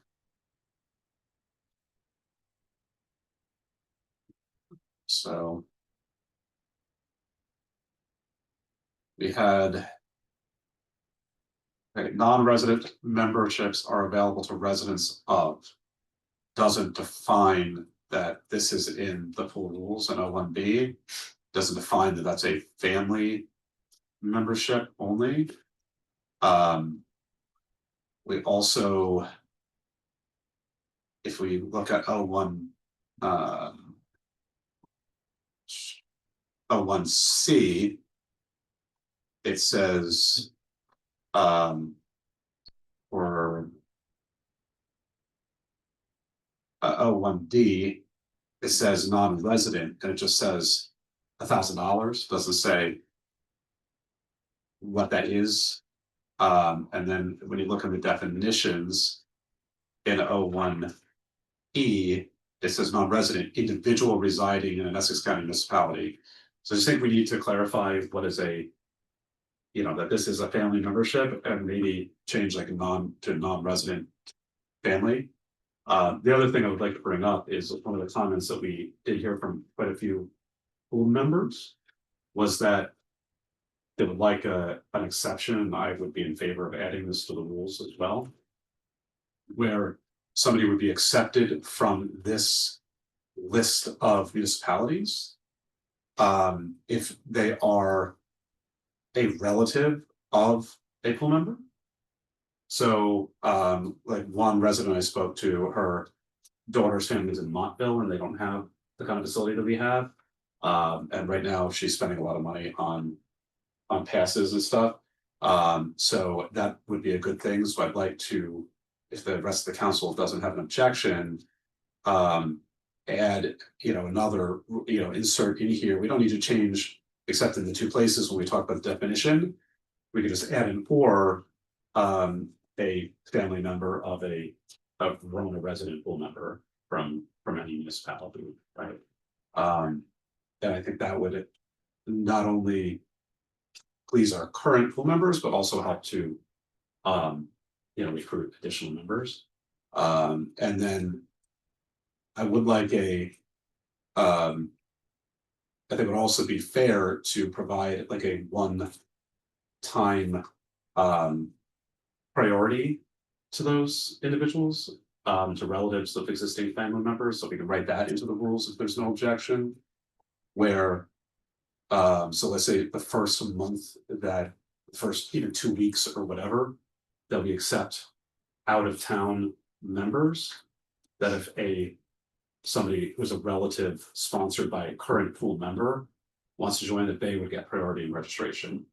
But I think that would be also help to ease some of the concerns of our pool residents. So if we want to add that into the rules and an A1, put an addition in there, so we need to change to include those other towns if they're like A3, but then also add that there would be a one-time priority registration or something like that. So that's one of the things that we heard for sure. Other other things in here. One of the big issues with pool memberships is that we kind of lose that older middle school age population. We kind of age out. I know I'd spoken to you, Mr. O'Sullivan, and about having like a junior lifeguard program. I didn't see that in here. And I know it might be kind of too much to include in the rules right now. But I think we can always amend the rules if we have to. But that's something I would like to see developed, because I think that would potentially keep some resident memberships in. And going to Mr. Shore's point, we need every bit of revenue that we do. So maybe add that later, but let's conceive what that would look like. And I know that we've discussed this and our director of community services is working. But it would be nice to put something just as a matter of policy, maybe not necessarily in the pool rules, but that specifically mentions that we have a pool marketing committee and who could be on it and what they do. I think that can be a manager's policy rather than a rule. But we need to have something, because people have been asking like, well, who could be on this marketing committee? Well, really anybody can who's willing to help out. I think we should have a policy on what they can do, events to attend, what their job is, how, your vision for that, and that you can promulgate, in my opinion. I don't think we need to do that as a council. But at the same point, I would like to see a draft of that, because that's going to be really important to ensuring that we're getting as many members in as possible. So just couple thoughts on that as well. And I'll stop there for the time being. The other council members will come. Councilwoman McGrath. Thank you. Mr. O'Sullivan, Mr. Kraus, I think I would have appreciated a little bit of an executive summary, so maybe I'll give you the chance to do that now. Like from our last conversation to now, like were certain things that were discussed at our last meeting kind of scaled back, like big picture, like what are you presenting to us?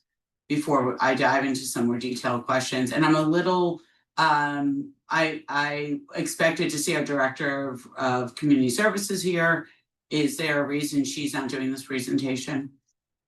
She did indicate several weeks ago that this was a pre-planned out of office scheduled event, so she wouldn't have been able to attend. Okay. She had a couple dates through mid-November that she had identified as conflicts, so she did identify those early. Moving forward, going into December, Yeah. those conflicts do start, they do go away. So just big picture, like what is all of this and how have things changed since our last meeting?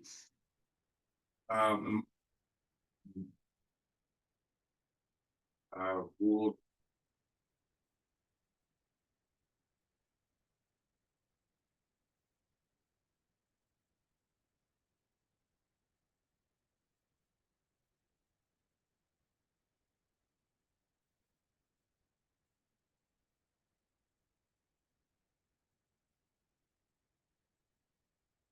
the discipline.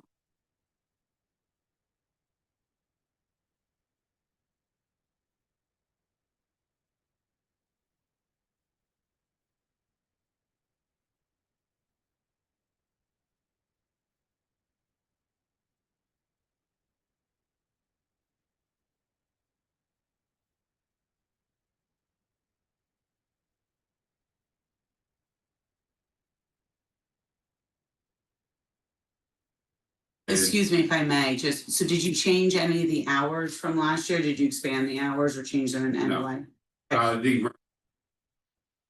On the recommendation.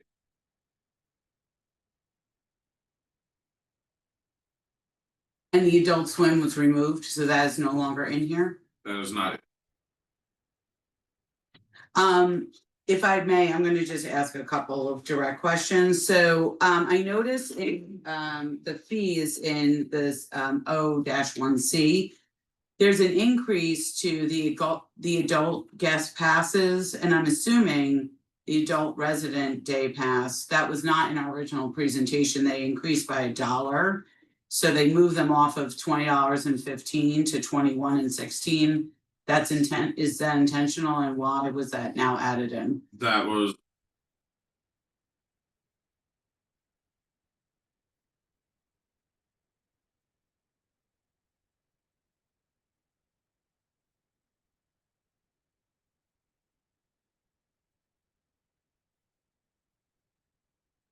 Okay.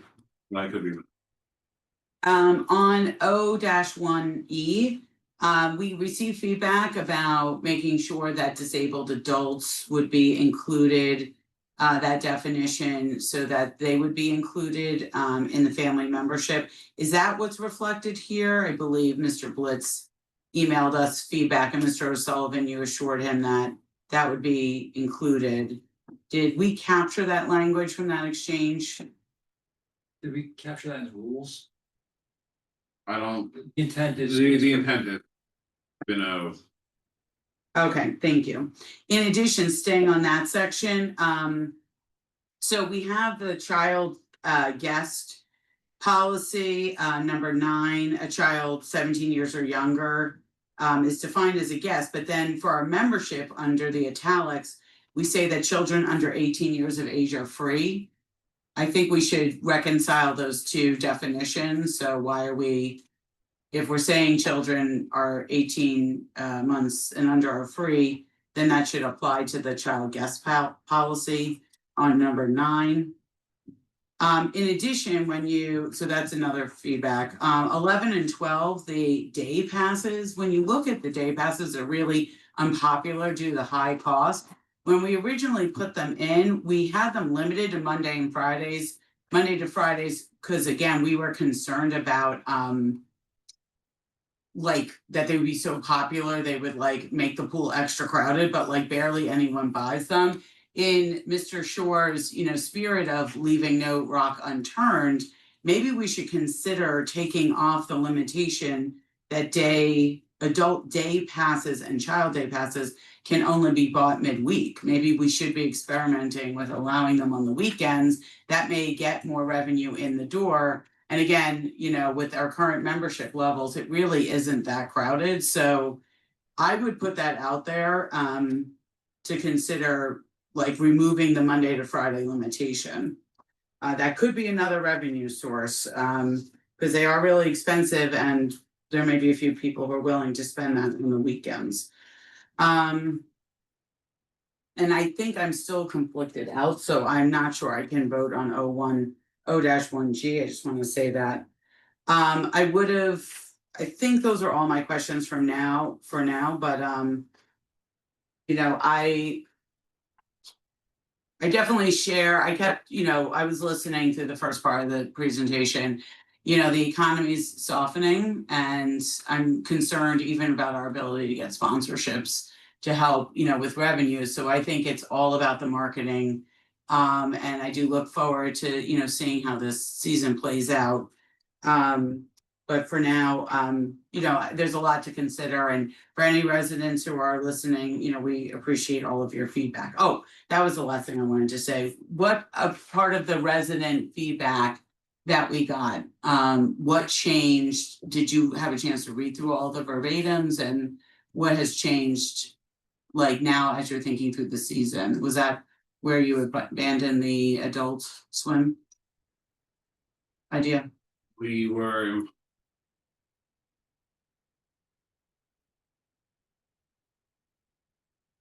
So did anyone from the staff read all of the verbatims? I did not read.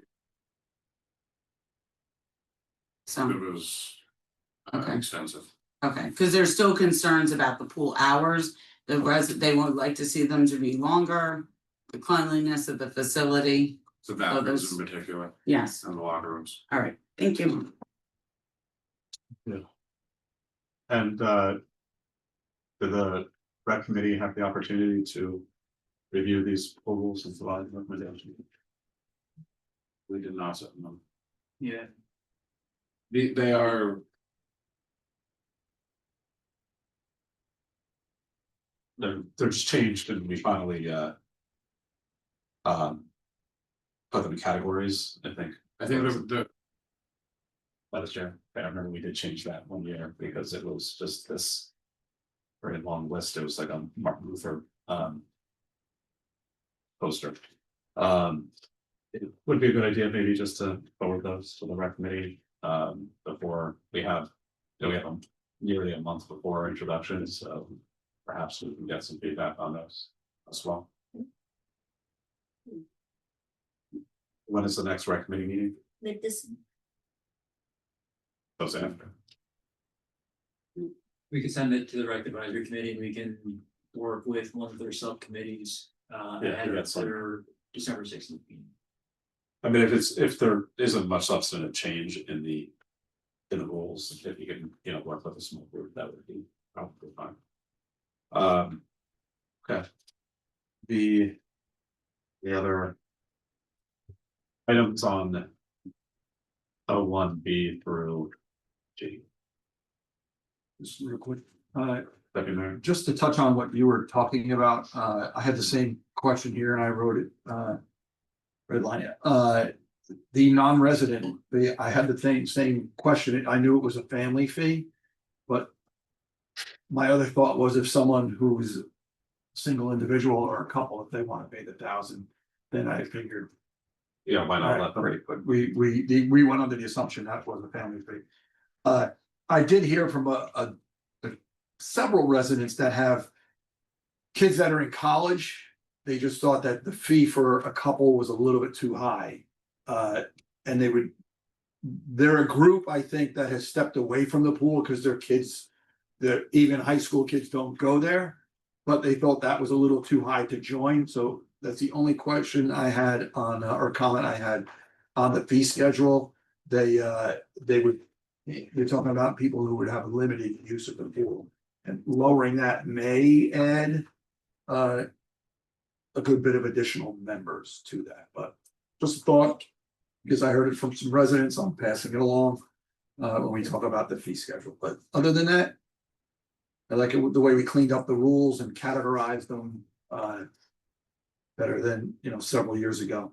I do know in the past, I will say years ago, they used to have a board of like the top 10 rules or the top 15 rules listed at the pool, so people are familiar with them, such as, where to change babies and things like that, because a lot of people don't consider it, so it's a thought. That was.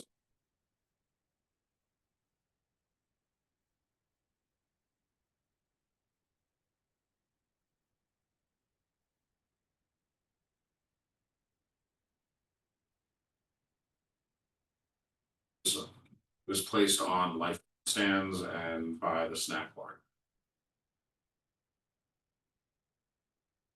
The feedbacks from the managers. And we have a screen up there, if we do like. If we had another TV screen with rules that go through every so often. Reminder of the rules, and these are just the major rules, you don't have to go into detail with every single one. It's just a thought, that's all I have. All right, just to the next meeting. Going to 01A.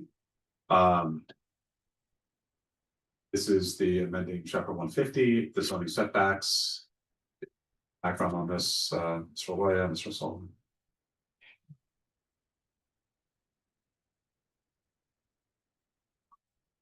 So in this particular instance, what happened was the current ordinance for zoning, when you're going to do an addition on for instance, a home, allows you to enlarge the house and enlarge the violation. So for instance, if your house is 20 feet long and it's too close to the neighbor's property line, it allows you to continue to extend the house. So now it's 40 feet long while continuing being too close to the neighbor's property line as of a right. Where what this ordinance would do is require you, if you're going to build as of right, to actually bump in the addition. So you're no longer, the new addition would no longer be too close to the property line. And you'll maintain our current zoning. So it's allowing you, currently, you're allowed to, I'll call it, increase the size of a non-conforming structure. This would require you to go to the board. It doesn't absolutely prohibit it, but it requires you to go to the board before doing so. If you wanted to do a building as of right, you'd have to do what I'll call the bump in, using that as an example, because that is actually the example that's happened in Verona and created an issue. Where a neighbor said, hey, now look, now I have a very large building too close to my property line instead of a smaller building. And after review of the ordinance, we said, you're right. We spoke to Greg and Sarah. They helped draft this ordinance. But notwithstanding the fact that the board has already looked at this, the council has to look at it. If you're happy with it, approve it, and then it will still go back to the board to make sure it's consistent. They'll review it and bring back to us. Notwithstanding the fact they've already had one shot at it, I'll call it. Just as a point, there are several circumstances in town in which residents would have benefited from having an ordinance like this. But we're seeing a lot of additions onto properties in town. People are spending a lot of money on property and spending a lot of money expanding property. So I think for peace and public safety and all of those things, this is a very worthwhile zoning ordinance change to make. And it's important to note that the zoning changes were made out of that change the setbacks out of those same ideals. And this just really ensures that the new construction is to our ordinance rather than extending a non-permitted setback. Deputy Mayor? I would just like to comment on this. I agree with this. I think it's a very wise change to our zoning ordinance. I also think it would help a lot of neighborhoods and eliminate fights between neighbors. And if a neighbor so chooses to extend that 40 feet and go for the variance, then it's up to them. But they're basically making the decision themselves. But I think it calms a quarrel between neighbors, and I think it's a very sensible change to our zoning ordinance. So, and those that found it, and I believe it was our zoning official that brought it forth. Was it? Technically, it was actually a resident. Zoning, a resident. Who had this happen. Good. I think it's a wise change to our zoning. And there would have to be notice provisions now, so if there's an intent to construct and an intent to ask for a variance, you would have notice requirements and it would allow the neighbors to have some say in that process and be duly noticed, which would be helpful. Just pulling a building permit and just doing it, yeah, I mean, that's one thing. and that's the reality of what's been happening in some of these neighborhoods with residents that I've been speaking to is they just didn't know. Right. And by the time they're able to, it's just too late because construction's in progress. Architectural plans have been done, engineering plans have been done, and it's been allowed, so. Any objection to introducing at the next meeting? None. Going to O1G, the ordinance amending the Joint Flood Advisory Board. First off, I think it's great that adding Woodland Park and Little Falls into this.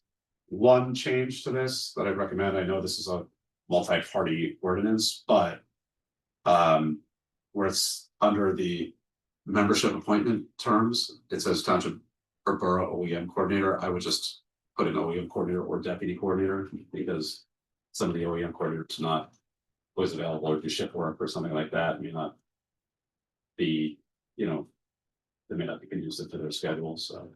Or a just borough coordinator or deputy coordinator. And everything else is fine. Maybe to update the council, I believe Cedar Grove has introduced their ordinance. And Little Falls anticipates introducing at their council meeting on November 24th. And Woodland Park has confirmed they will be introducing. I don't have the dates of their meetings, but they have continued to move forward as they indicated that they intend to. Any objection to introducing at our next meeting? Here, okay, hearing none, that's it. This time, any other new business or unfinished business? Okay, I'll open for public comment on any item, any member of the public is to address, same public comment statement applies, Mr. Shore.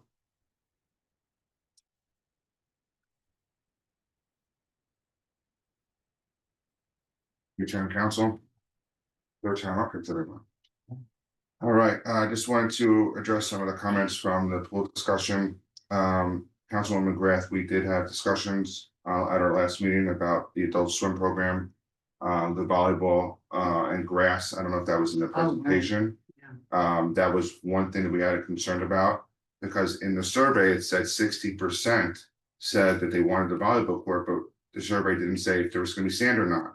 On those two particular issues, we asked the administration, can we allow to get surveys to get public feedback? The administration did not want to do another survey. So without that data, we could not make any comments on what we wanted to do or make a recommendation because the administration did not want to do that. So I just wanted to clarify and say that's what happened. On the pool furniture, we also discussed as well, because we also discussed in October that the plan would be maybe for 50,000 a year at a 4-year thing. So I was glad to see it got into the presentation because that was something that we recommended in our last recommendation. So, it just would be helpful going forward if administration would have a timeline for the budget for pool rules, for example, maybe at the end of the summer, September. I know that you don't need all the numbers to come in to make a logical projection about what's going on. I would thank you very much for the July numbers that came in. I was able to extrapolate and do a projection for August and to finish it off, and it was pretty similar to what you got here in the final numbers, but a little bit off, but I'm not going to get into that. So if we can do a timeline, so this way there can be protocol of get those numbers, send it to the committee, that committee provides administration, comes into town council, it would just make things a lot easier rather than rules come out, go right to the town council, oh, wait a minute, did you send it to the committee? It just would be easier if we set up a protocol for the committees. I'm not just saying for the rec committee in anything that we're doing, protocols of timelines, just to make things easier and smooth, because we only meet once a month. And council only meets twice a month. So I think that would be a lot easier. So thank you very much and have a good night. Thanks, Clark. Any other public comments? Being none, I close public comment. We have passed a resolution to go into executive session. And we will be doing that. See you all in a month.